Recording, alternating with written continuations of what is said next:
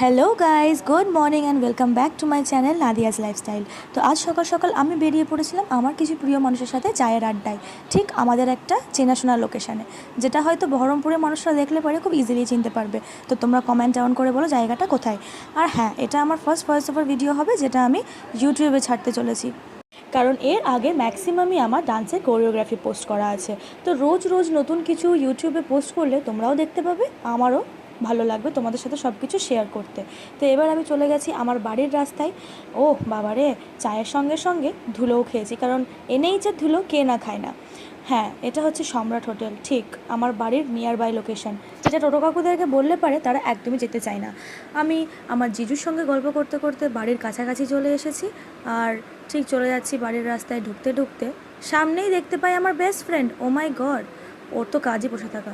হ্যাঁ, তো আমি খুব তাড়াতাড়ি আবার নেক্সট ভিডিও নিয়ে আসছি। বাড়ি চলে এসেছি।